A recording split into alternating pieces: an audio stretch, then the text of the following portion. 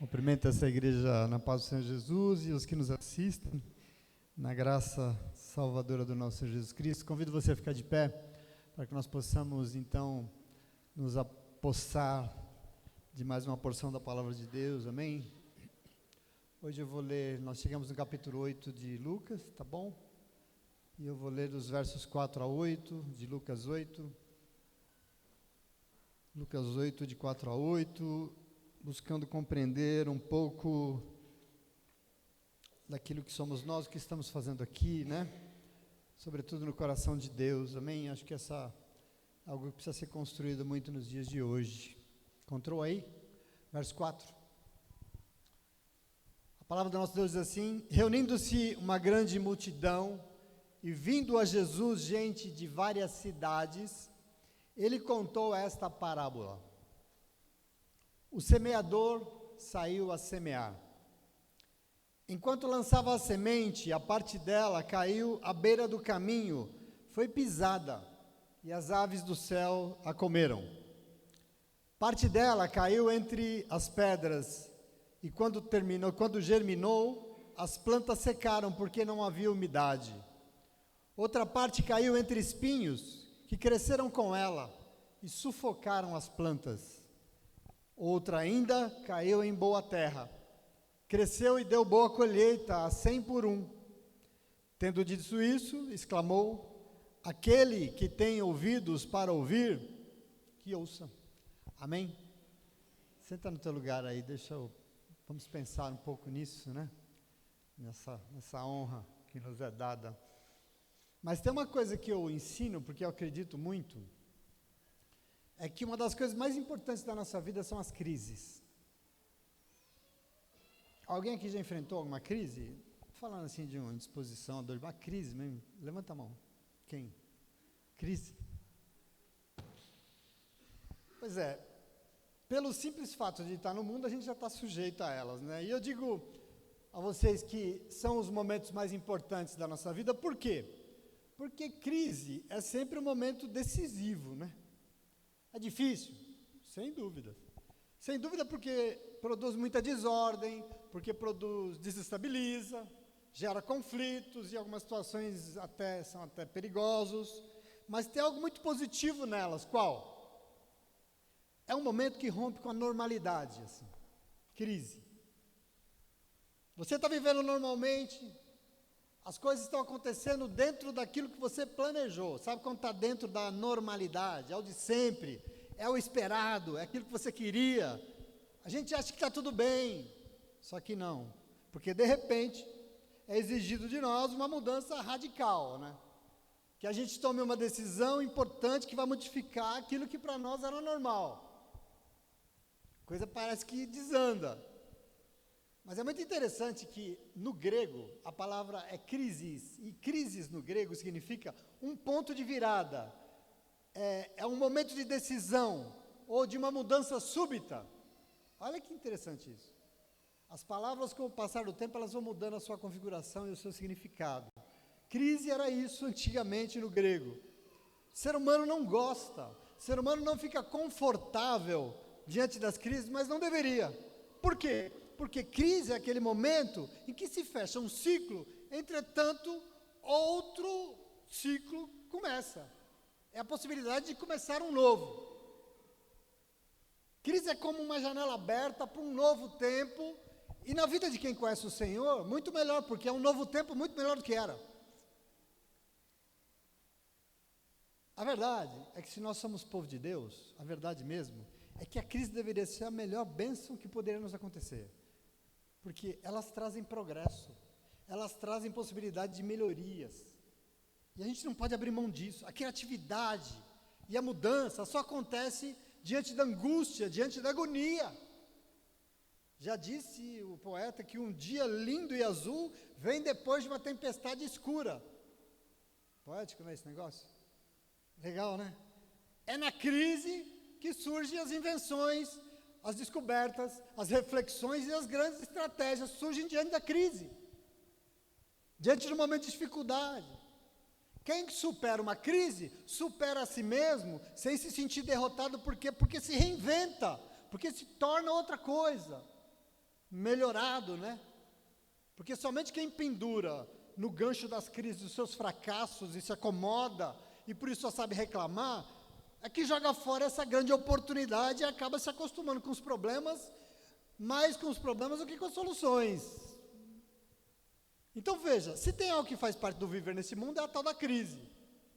Ela se abate sobre todas as dimensões da vida, sejam elas pessoal, como uma crise emocional, por exemplo, pode ser física, como uma doença, né? Uma enfermidade grave, uma crise, pode ser uma questão, uma crise financeira, uma crise profissional. Os países, por exemplo, enfrentam crises econômicas. O mundo passa por uma crise climática.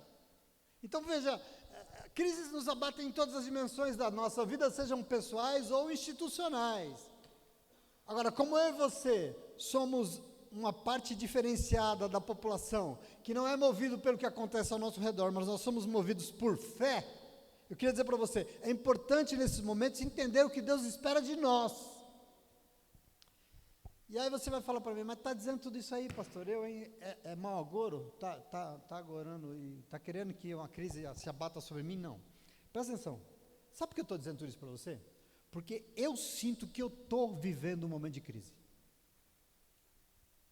E eu não sei se isso incomoda ou constrange alguém, mas eu diante de Deus eu só aceito se eu for muito transparente, o mais transparente possível. E por isso eu confesso, sobretudo, porque ultimamente Deus tem falado muito comigo sobre essa grande oportunidade que está descortinada à minha frente, à nossa frente. E aí presta atenção, não é uma crise emocional, pessoal, física ou financeira, muito pelo contrário, eu acho que eu vivo, junto com a minha casa, um dos momentos mais plenos e completos da nossa vida. Mas eu vivo um momento em que eu me sinto afetado por uma crise institucional. E quando eu falo que é uma crise institucional, eu estou dizendo que é uma crise em relação a isso que nós chamamos de igreja. Que diacho de crise é essa, pastor? A questão é a seguinte, eu chamo de crise de identidade institucional. Por quê? Porque quando eu afirmo que eu sou um pastor evangélico, e paralelo a isso, eu bato o pé, eu grito para quem quiser ouvir, eu reafirmo que eu sou um seguidor de Cristo Jesus, as duas afirmações entram em choque e geram uma crise. Eu estou vivendo isso.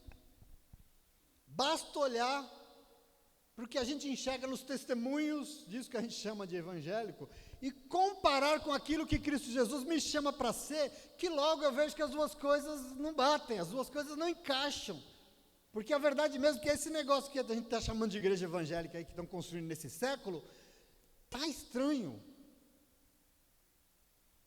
Até as pessoas muito esforçadas, empenhadas, povo de Deus, que tenta, dentro das igrejas, acabar estruturando esse negócio aí que chamam de igreja, é um negócio que acaba sendo focado só nos indivíduos, só nas necessidades pessoais, nas aflições de cada membro, no bem-estar individual. E cá para nós, meus irmãos, isso não é igreja. Igreja não é este lugar. Igreja não é isso. Isso tem me incomodado. Aliás, na igreja de Cristo Jesus, as coisas que nos afligem no particular não deveriam nem nos preocupar. Por quê? Porque se somos a sua igreja, de todas as nossas coisas, Ele disse que cuidaria. Ele disse que nós buscássemos, Ele prometeu, em primeiro lugar, o reino de Deus e a sua justiça. Se fôssemos a sua igreja, do resto todo Ele cuidaria. Lembra disso? A crise porque isso que a gente está chamando de igreja, para mim não é. Porque eu me converti a Jesus e eu me tornei evangélico. E você sabe o que eu aprendi no evangelho? Eu aprendi que igreja é um grande projeto do coração de Deus para esse mundo aqui, para que esse mundo seja um lugar muito melhor do que ele é, porque ele seria habitado por outro tipo de ser humano. É um projeto de Deus. Deus chama e converte pessoas para que elas se tornem justas. A pessoa levanta a mão, aceita Jesus, ela é justificada, porque ela se tornando justa, ela vai trabalhar pela justiça aqui na terra, para não fazer parte de um clubinho muito da hora, de irmãos e irmãs que se reúnem para se sentir bem. Eu preciso construir isso no teu coração de uma forma muito leve, porque diz respeito a quem somos nós, entende isso? Desculpa se eu estou pregando para mim mesmo hoje, eu não sei se eu posso, mas eu preciso compartilhar com vocês isso que está no meu coração, porque foi para isso que Ele me chamou, e desde que Ele me chamou, eu tenho buscado viver esse sonho. Não é de hoje, não é só aqui, não é no outro lugar que eu congreguei também. Aliás, essa semana eu li de novo o discurso do pastor batista Martin Luther King, né? 1968, diante de 1 milhão de pessoas, ele fez um discurso memorável nos pés do Lincoln, aquela estátua do Lincoln lá. Ele fez um discurso para 1 milhão de pessoas, e ele disse, em dado momento do seu discurso, I have a dream, eu tenho um sonho, disse ele, né? E aí eu me lembrei, lendo aquilo, que eu também tenho, não é só ele, eu também tenho um sonho. Que sonho? Eu tenho um sonho, queridos, que o mundo saiba o que é uma igreja de verdade. Aquela igreja que em tudo que faz, não tem como foco a instituição, nem a lei, nem em si mesma, nem a sua membresia, mas tudo que faz, só faz para cumprir o ID de Jesus. Aliás, o ID que nós aprendemos aqui, de uma forma linda na quarta-feira passada, que embora sendo Deus, não considerou que devia se apegar ao fato dele ser Deus, mas esvaziou-se de si mesmo, parou de pensar só em si mesmo, e ofereceu a sua vida em resgate de muitos. O nome disso é igreja. É isso que nós estamos fazendo aqui, em nome de Jesus. Eu tenho um compromisso com isso. Por isso, eu tenho experimentado esse momento de crise. E eu confesso para vocês que não é só com a igreja que eu vejo no Instagram, lá fora, sei lá. Mas também, em alguma medida, eu experimento esse privilégio aqui dentro. E eu preciso dizer para vocês, porque nessas horas, a gente se coloca diante do Senhor, eu tenho feito muito isso, e eu tenho orado. E eu queria dizer para vocês, eu fiz a minha meia-culpa, né? A minha máxima culpa, eu fiz, porque eu perguntei ao Senhor, Senhor, eu estou errando nesse sonho? Será que esse meu sonho está errado? Senhor, onde é que foi que eu errei? Senhor, será que eu não entendi direito aquilo que o Senhor espera de mim? Será que ser igreja é isso aí mesmo? Será que o Senhor espera que eu mude, que eu me adapte, que eu me adeque? O Nando Reis falou, eu não vou me adaptar. Será que eu preciso me adaptar a isso aí? Bom, como sempre, a resposta vem a galope e falada, né? Porque a resposta vem e a palavra responde na hora. E o Senhor me respondeu esse momento de agonia que nós estamos vivendo já há um tempo, né, meu bem?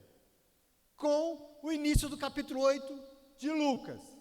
E eu quero hoje entrar aqui dentro para explicar para você o porquê eu estou dizendo tudo isso. Porque o capítulo 8 de Lucas começa com o Rabi Jesus fazendo o que ele mais se empenhou em fazer aqui na terra, que era ensinar a palavra.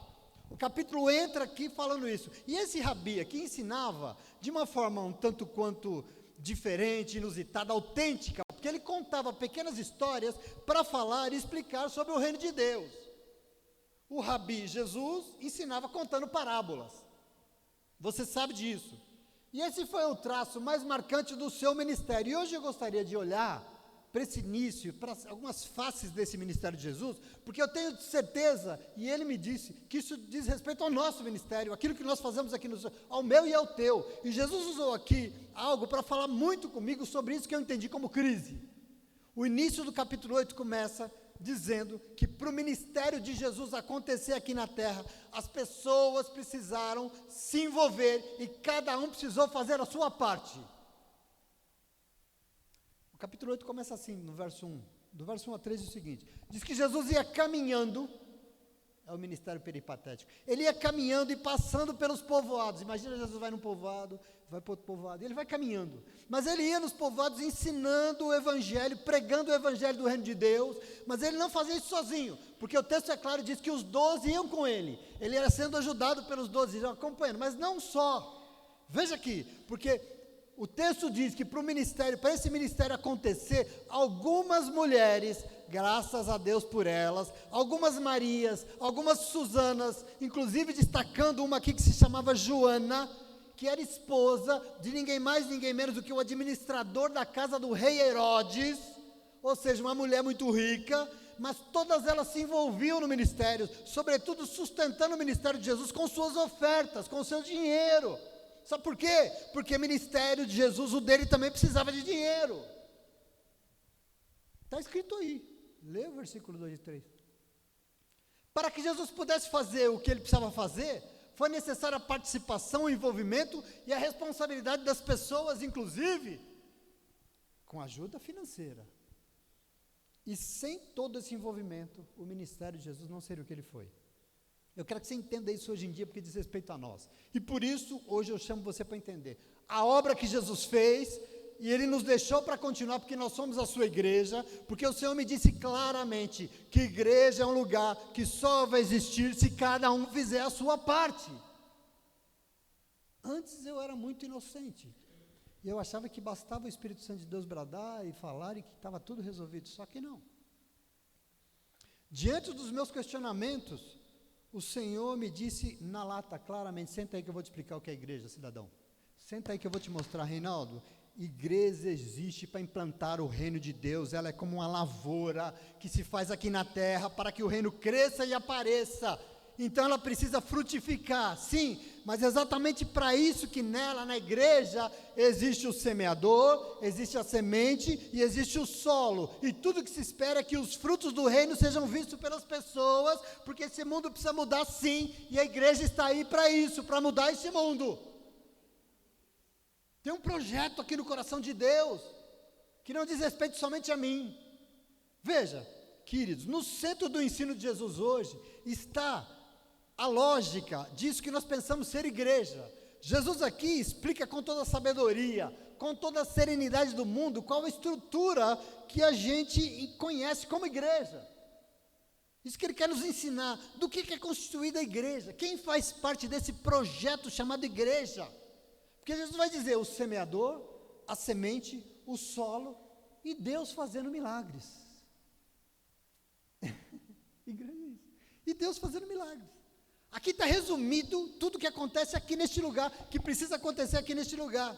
E já de cara o Senhor ensina aqui que o semeador, a semente, o solo e Deus são perspectivas distintas, e cada um à sua maneira tem sua responsabilidade nessa obra.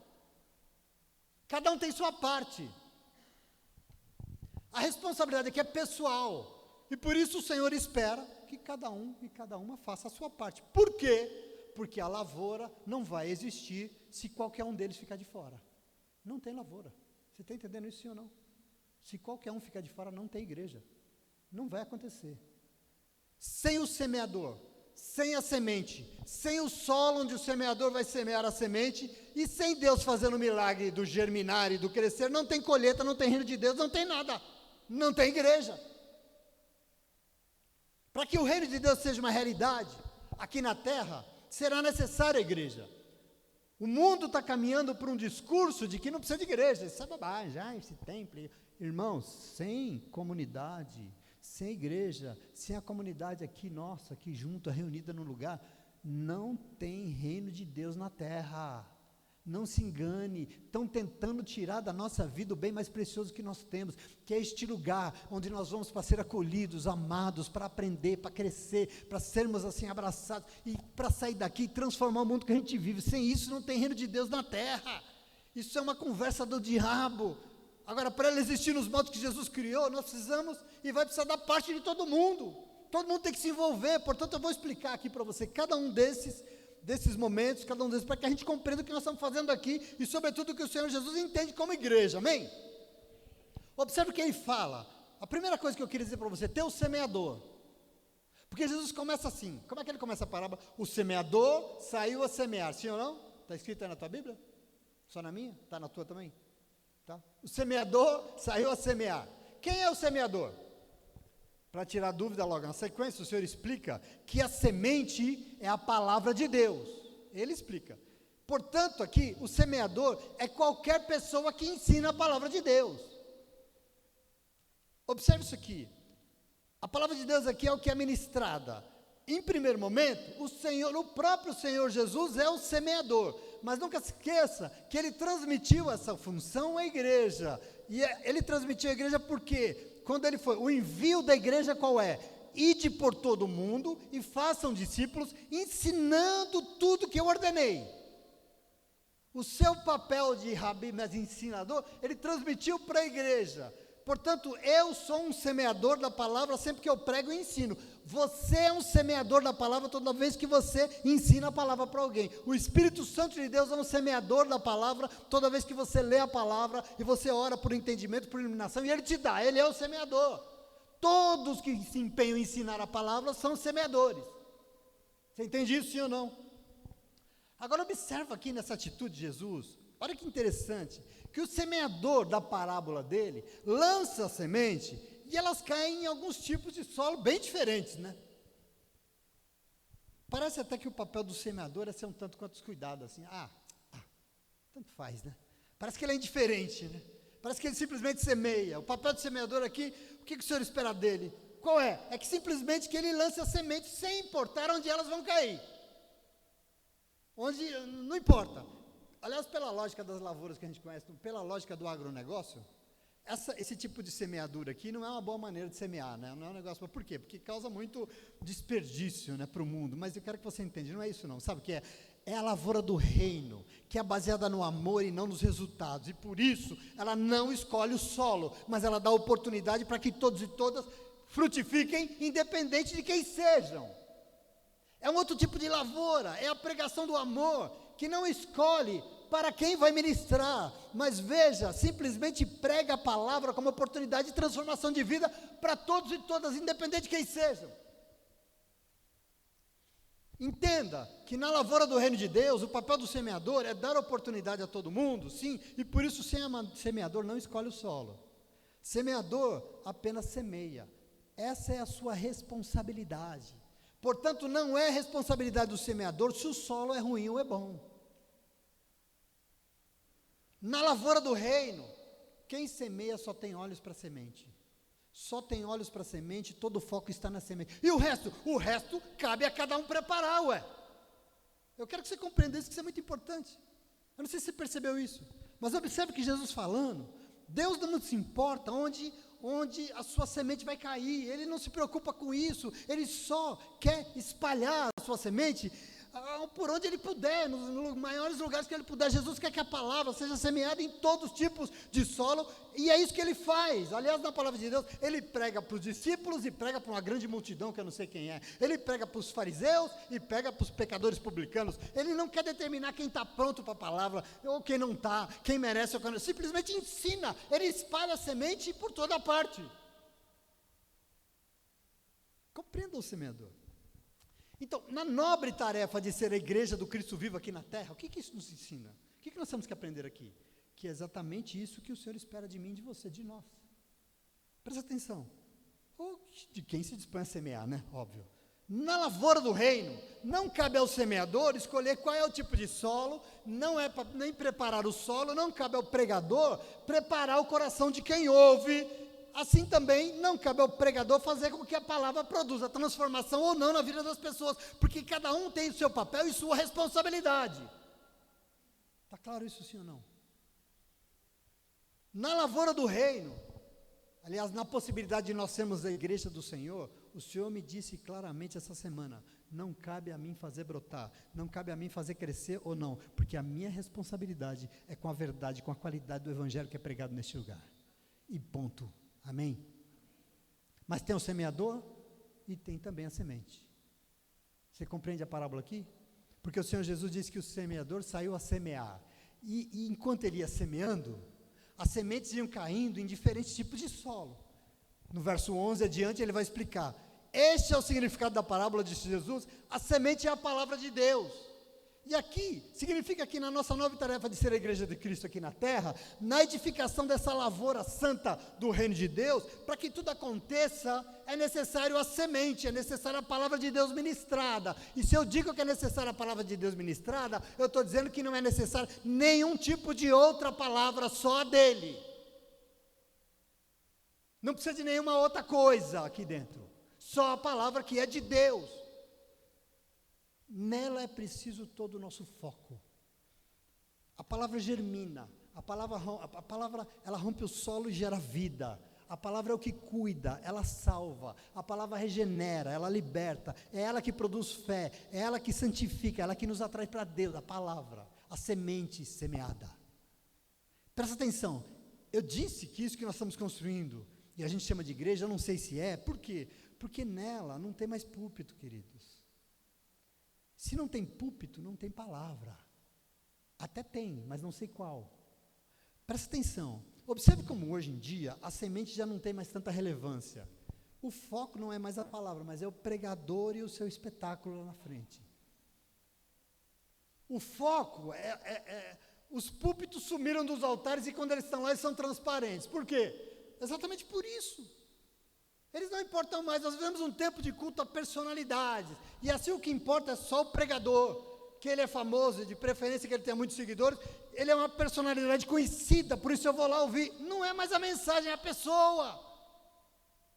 Deixa eu conversar para vocês, na minha história de crente, não é muito longa, mas também não é muito curta, nessas décadas, talvez uma das palavras que mais tocou meu coração, foi numa garagem, numa noite, na casa do pastor Edilson, num culto no lar, em que um pregador que não sabia nem falar direito.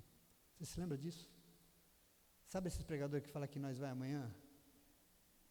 Eu não me lembro um dia que eu fui tão tocado pelo Senhor como naquela noite. Porque a importância não é aquele pregador, a importância é a palavra que estava sendo semeada ali. Eu quero que você tome posse disso em nome de Jesus. Hoje em dia nós estamos abrindo mão disso. Nesse contexto, para a igreja crescer, para tentar uma colheita maior, normalmente a gente tenta plantar outra semente. Igrejas começam a experimentar outros meios, outras formas, outros ensinos. Começam a inventar umas teologias estranhas, porque é prosperidade para aqui, é convicção positiva para ali, é coaching para acolá, tudo para conseguir mais adeptos, para ficar mais famoso, para crescer. Meus irmãos, se não é papel do pregador preparar o solo, imagina decidir o que vai plantar, ou plantar outra coisa querendo com isso que a igreja cresça. Isso não é papel nosso. Não é para isso que nós estamos aqui. A igreja não é medida pela lógica dos matemáticos, numérica, não. Dentro da igreja, o resultado é medido pela qualidade da vida espiritual de cada crente, e não na quantidade de pessoas que assistem um culto. Pode ser 2, mas se for crente de verdade para o Senhor já está bom. Entenda algo. Pregar o evangelho de verdade, eu ia falar pode, mas não sei se vai atrair a atenção das pessoas. Jesus terminou o seu ministério praticamente sozinho, queridos. Se não fosse aquelas mulheres e João, que era um menino, ele tinha acabado sozinho. A colheita do evangelho, presta atenção aqui, pode ser pequena, mas Deus só nos deu permissão para semear a palavra dele e nenhuma outra mais. É só a dele, foi isso que ele pediu. Esse plano aqui é do Senhor Deus e não é nosso. E a igreja precisa aprender a estar satisfeita com aquilo que Deus planejou na sua vida. Porque a gente parece que vai para a igreja e a palavra já não serve mais. Ela já não é mais suficiente. Então a gente precisa disso, precisa daquilo outro. Você não precisa de nada não, você precisa da semente semeada no teu coração em nome de Jesus, amém? É tudo que você precisa, porque hoje em dia a palavra de Deus tem sido misturada com tanta tradição, com tanta doutrina, com tantas opiniões pessoais, que parece que ela está irreconhecível. E por isso esse negócio chamado igreja está tão estranho. Está estranho. E é preciso dizer, queridos, que com crise ou sem crise, eu quero que se dane, eu tenho um compromisso neste lugar, porque eu sei, isso me deixa tranquilo, eu sei a semente que tem sido semeada no nosso coração, eu sei disso, isso me tranquiliza. Entenda uma coisa, se um passarinho semear uma semente de castanha, vai nascer uma castanheira, não vai nascer um pé de passarinho não. Eu quero que você compreenda isso. Semeador não semeia a si mesmo, semeia a semente. Então, da sua igreja, o Senhor Jesus espera que seja ministrada a palavra de Jesus, porque o que precisa nascer no coração das pessoas é Jesus, e não é o semeador não, e não é o pregador não, em nome de Jesus, amém? Isso é importante demais. Jesus disse, passarão céus e terras, mas as minhas palavras não passarão. O que significa isso, queridos? Que ela era, que ela é, e ela vai ser para todo sempre. Mas eu penso assim, se ela é ontem, hoje e será para sempre, se a palavra é a mesma, se o Senhor continua sendo Deus, o que é que mudou? A palavra mudou? A palavra não mudou, ele disse que ela não mudaria. Não, o Senhor também não mudou. E eu quero que você entenda isso comigo, em nome de Jesus. Igreja não é lugar de semear outra semente que não é do Evangelho, porque igreja pode ser numerosa, mas o fruto não vai ser bom.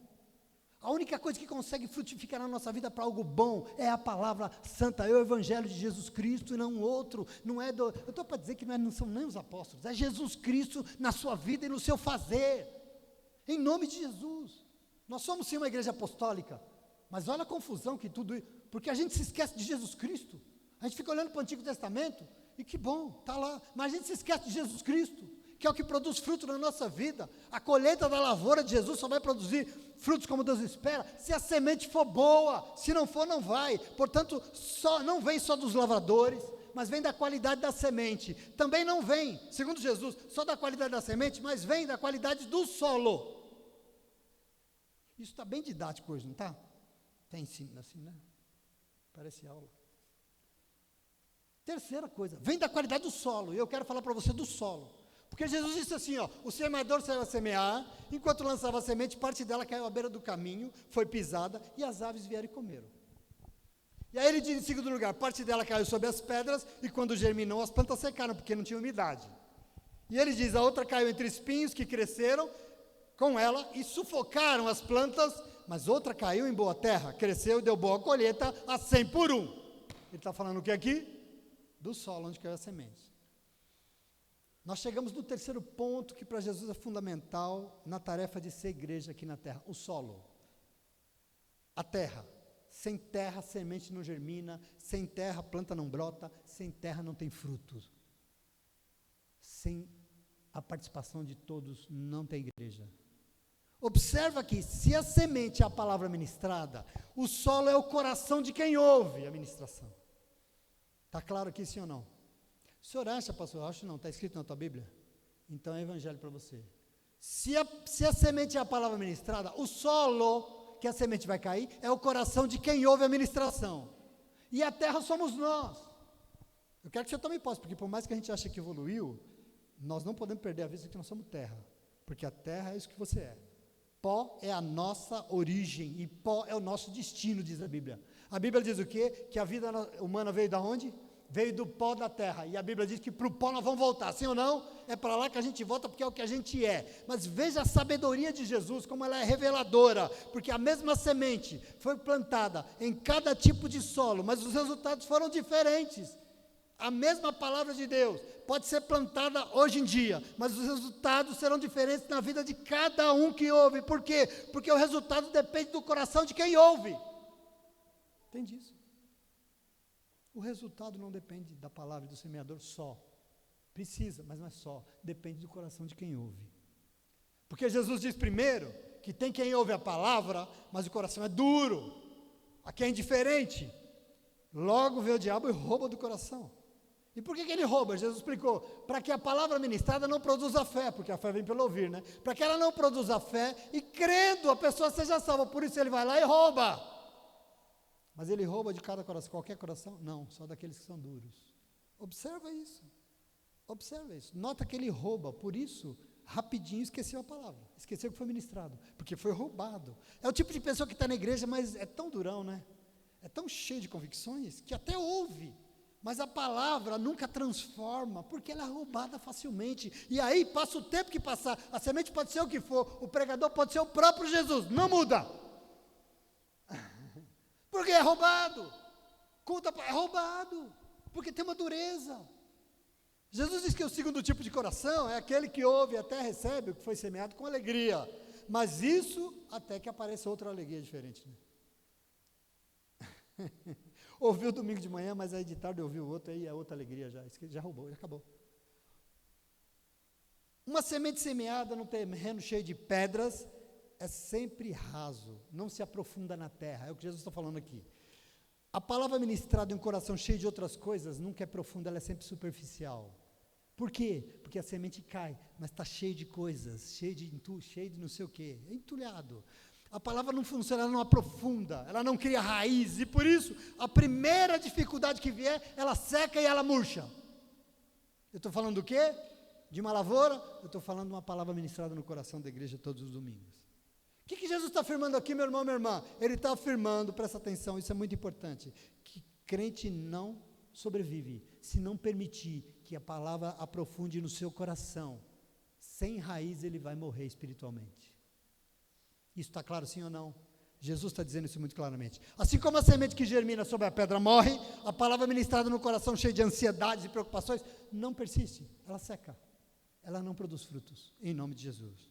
Mas tem ainda um outro coração, que é um coração empenhado com as coisas deste mundo, em que a palavra é ministrada, mas ela também não transforma.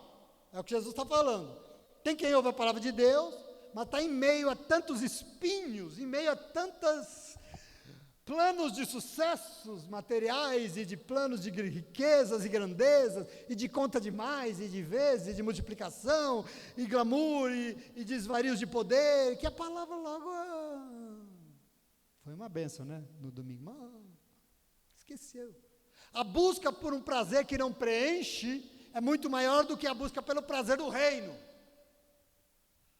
As ilusões, distrações desse mundo acabam sufocando o que foi pregado. As pessoas vão na igreja, mas oram quando der. Só que nunca dá, né? Porque não tem tempo, é tanta coisa para fazer. A gente sabe que precisa ler a Bíblia, mas lê quando pode. Mas quando é que pode? Nunca pode. A maior parte do tempo é consumida com o quê? Com preocupações, com riquezas e coisas todas, de conta para pagar e tal. Isso tomou a vida. Jesus está falando aqui, é espinho. Espinhos. Gastam todo o seu dinheiro só consigo mesmo. Usa o tempo que tem para buscar a sua própria felicidade e mais nada. Passa mais tempo na frente do celular do que qualquer outra coisa. Tudo é seu. Algumas pessoas pensam ainda que 2 horas por semana de domingo vai mudar a vida. Mas apesar dessa palavra pregada por 40 minutos aqui ter poder de fazer isso, ela não vai. Por quê? Porque a quantidade de coisas que tem depois, sufocando a palavra, sufocando o crescimento espiritual, impedindo que o reino cresça, é enorme. É uma disputa desigual. É 40 minutos de palavra e 172 horas de coisas sufocando a palavra. Entende aqui o problema? Qual é o fruto que vai dar? Não vai. Aí eu fico pensando assim, agora imagina hoje o discurso mais forte na igreja, esses crentes que dizem que são desigrejados, que nem de igreja precisa mais. Vai sobrar o quê? Nós vivemos tempos de igrejas preocupadas com acúmulo de riquezas, precisando de jatinho novo, que precisando abrir banco. Meu irmão, minha irmã, presta atenção, esse lugar aqui tem que ser diferente de qualquer outro lugar desse mundo. Diferente, por quê? Porque aqui é lugar de acumular tesouros no céu. Tesouros no céu, e para isso nós existimos, não é para nenhum outro objetivo. Aqui é lugar de descobrir que o único prazer que vai nos completar de fato é o prazer de se envolver com as coisas de Deus. É aqui que você aprende isso, e é aqui isso que você tem que aprender, e acabou. Não é vir dar sua oferta para você sair daqui rico, e para você, isso não tem nada de Deus, em nome de Jesus, amém? Agora veja que graças a Deus, misericórdia, o Senhor nos alcança. Ele veio, e Ele me deu uma voadora essa semana para dizer, tem esperança sim, é como se Ele me dissesse, minha mãe falava de bestagem, deixa de bestagem, vai trabalhar, rapaz. Sabe por quê? Porque na igreja existe sim pessoas que não se dobraram a nada disso. Na igreja sim, existem crentes de verdade, e esses são a boa terra para a semente, porque o que foi ministrado na sua vida brota, cresce e dá boa colheita, até 100 por 1, graças a Deus por isso. O meu sonho é conseguir carregar 100 comigo. Esse é o meu sonho, e eu tenho orado por isso. Não sei se eu consigo, mas eu vou. A pessoa ouve a palavra e retém. E reter a palavra aqui, no coração, significa obedecer a Jesus, sujeitar-se ao poder do Espírito Santo, e aqui está o que muda uma vida, aqui está o que muda o mundo. Quer que a vida mude? Aqui está o segredo. Ouviu, caiu a semente aqui, mas ela brotou, ela germinou, ela cresceu, ela produziu transformação, ela produziu algo aqui, algo germinou dentro de mim. Aqui o mundo muda, aqui a história do casamento muda, aqui a vida financeira muda, aqui tudo muda. E é só aqui que muda. Portanto, queridos e queridas, Jesus me deu uma lição aqui sobre o que acontece com a igreja dos nossos dias. E segundo Jesus aqui, presta atenção, para a igreja ser dele, não adianta só o semeador, não adianta só a semente, ou se Deus vai fazer e pode fazer um milagre. Por quê? Porque o solo também precisa ser bom. E essa responsabilidade é minha, é de cada um de nós. Porque eu também ouço a palavra que é ministrada aqui. Quarta-feira eu ouvi uma que me edificou demais. A responsabilidade é minha, é sua. E presta atenção aqui, observe que o próprio Jesus estava fazendo o que aqui? Ele está pregando a sua palavra, e ele, quando estava pregando a palavra dele, ele disse que para a palavra dele frutificar seria necessário um coração quebrantado entre aqueles que estavam ouvindo a ele quem? A Jesus. Jesus está dizendo, para mudar a sua vida não sou eu só, filho, eu preciso que você quebrante esse coração aí, em nome de Jesus, amém? Olha como isso é importante, querido. A questão não é somente a semente, mas é se o solo está preparado. Cada um tem sua parte, cada um tem sua responsabilidade nesse negócio chamado igreja, e eu quero que você receba, porque se cada um de nós fizermos a nossa, acredite numa coisa, acredite em mim, pode acreditar, o Senhor vai fazer a parte dele, e milagres vão acontecer na tua vida. Se todos nós estivermos empenhados no mesmo objetivo, no mesmo espírito, no mesmo coração, do mesmo jeito, recebendo da mesma forma, o Senhor vai descer aqui, Ele vai fazer milagre, porque é isso que acontece na lavoura. Você acha que a semente brota por quê? Porque o semeador é bom? Ou porque ela é boa? Não, é porque tem alguém que faz o milagre de fazer ela germinar. Então veja, para o milagre da frutificação acontecer, não depende somente do semeador, também não depende somente da semente, nem só do solo, mas são todos juntos envolvidos, fazendo a sua parte, e assim Deus vai fazer o milagre de fazer brotar e crescer, em nome de Jesus, amém? Lembra de Paulo? Apolo pregou, eu rego, mas quem faz crescer, quem faz nascer e crescer é quem? É Deus. E eu quero que você tome posse disso em nome de Jesus. Observe que isso é um trabalho a muitas mãos, né? É importante demais, porque tem quem faz a sua parte, o semeador, semeia, tem o Espírito Santo de Deus que revela a semente da palavra, mas tem os corações dispostos a recebê-la, e tem o Senhor fazendo o milagre da transformação da nossa vida, mudando o mundo que a gente vive, mudando as nossas histórias, mudando o contexto, mudando o Riacho Grande, porque nós existimos nele. Entende aqui? Fundamental. Então veja, nós seremos a igreja do Cristo vivo aqui na terra, quando? Se cada um de nós fizermos a nossa parte. Portanto, eu quero me apossar aqui da lógica de Jesus, para esse meu momento de crise, assim, sabe? Porque eu fico também envergonhado, quando eu vou colocar as minhas aflições diante de Jesus, eu fico até meio envergonhado, porque o Senhor me disse claramente que eu estou diante de uma grande oportunidade de fazer novas todas as coisas na nossa vida, em nome de Jesus. Isso tudo é uma oportunidade, meu irmão, da gente construir algo novo, algo transformado. Veja bem, Deus pode transformar qualquer história, qualquer situação da tua vida. Sabe qual é o problema? O problema é que conversão só acontece quando o Evangelho, quando a vida de Jesus Cristo é devidamente semeada e recebida, quando é implantado, quando é assentado no interior do coração humano, e essa é e sempre será a minha oração para esse lugar, para a sua vida, para a nossa vida, em nome de Jesus, amém? O papel do pregador é ser fiel com a palavra de Deus, mas o fruto produzido não depende só do pregador, ainda que ele ministre a palavra mais a verdadeira semente, o fruto depende da resposta que se dá à palavra. Está claro isso sim ou não? A resposta que se dá à palavra. Isso significa que não basta ir no culto e ouvir, mas além de ir e ouvir, tem que querer se empenhar, para que a palavra entre aqui e habite em nós, para ser implantada dentro do nosso coração. Porque se ela não ser plantada aqui, não vai germinar, não vai brotar e não vai produzir vida em nome de Jesus, amém? Nós temos que permitir, meus irmãos, fica triste não, tá bom? Que as nossas ações, eu já estou indo para o final, que as nossas palavras, aliás, que as nossas próprias vidas sejam formadas, moldadas pela palavra de Deus. Você entende isso? É fundamental isso demais. A palavra de Deus já contém nela uma força vivificante, ela contém esse poder. Jesus está dizendo que a semente, ela tem dentro dela esse poder de trazer uma vida nova, sabe? Sabe a semente que tem o poder de trazer, uma semente de abacate tem o poder de trazer um abacateiro gigantesco? Está nela, essa força de vivificar, ela tem poder de produzir vida, mas para isso também são necessários homens e mulheres que permitam que a palavra cresça e produza frutos na sua vida, pessoas que com coragem quebram tradições e padrões religiosos em volta deles. Para quê? Para simplesmente seguir os ensinamentos de Cristo Jesus ministrado na sua palavra. Esse é o convite que nós temos. Esse é o convite que o Senhor faz para mim e para você em nome de Jesus. A palavra tem essa capacidade. E quando a gente permite, ela faz tanta coisa, meu irmão. Me lembrei agora de uma passagem do Evangelho de João, em que o Sinédrio você sabe que era o poder religioso, né? Era uma corte, era um congresso religioso, e ele tinha uma polícia. O Sinédrio tinha uma polícia. E Jesus estava lá o tempo todo ensinando, ele está em Jerusalém, ele está no templo, e o povo do Sinédrio está doido com ele. Porque ele está lá, vai reunir as pessoas no pátio do templo ensinando. E aí o Sinédrio chamou 2 soldados, 2 policiais.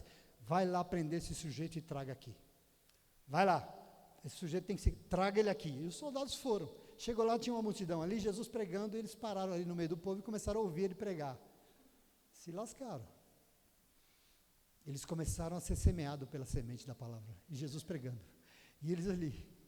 E eles ouvindo ele falando. E eles recebendo aquela semente. E eles recebendo aquela palavra. E eles se deram mal, porque a semente penetrou. Entrou no coração deles e eles ficaram ali, ouvindo ele pregar. E acabou a pregação, acabou o sermão. Eles voltaram para casa, de mãos abanando. E aí chegaram lá. Cadê ele? Não prendeu? Não conseguimos. Nós não prendemos. Por que vocês não prenderam e não obedeceram? Porque ninguém jamais falou como esse homem fala. Porque ninguém jamais ministrou como esse homem ministra. Eles foram afetados. impactados pela palavra de Jesus Cristo.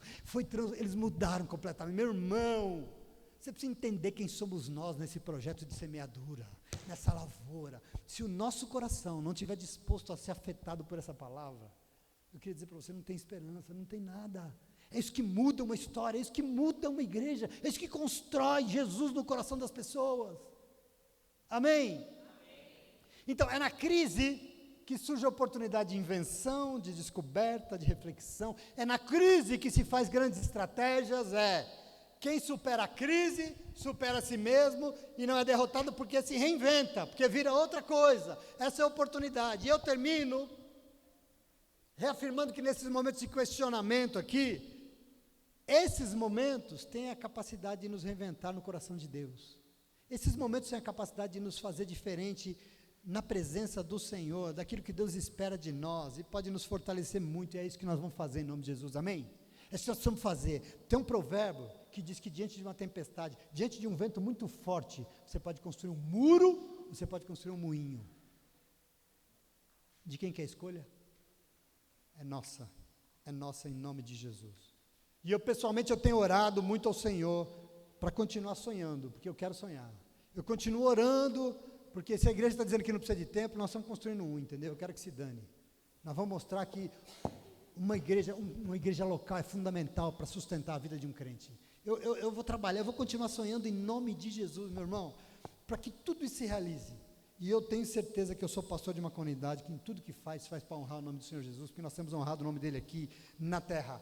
E por honrar, vai ser ferramenta de transformação desse mundo. Esse mundo vai ter que melhorar. Por honrar, nós vamos fazer a vida de muita gente melhor, sim. E nós vamos produzir justiça onde nós andarmos. Porque o nosso compromisso é com o reino dele e não com o nosso. Amém? Você entende isso, sim ou não? Você entende essa parábola de Jesus? E eu quero que você compreenda, portanto, a cada um cabe a sua parte. O semeador tem a sua, a semente tem a dela, mas vem o solo que tem a dele, e vem Deus e faz a parte dele. Tanto que cada um tem sua parte, que o Senhor Jesus terminou como? Aquele e aquela que tem ouvidos para ouvir, que, se não quiser ouvir, paciência. Porque para Deus é assim, quem quiser ouvir, que ouça. E por isso minha oração é que você possa ter ouvido. Você ouviu? O Senhor fala com você? Você ouviu o Senhor falando com você?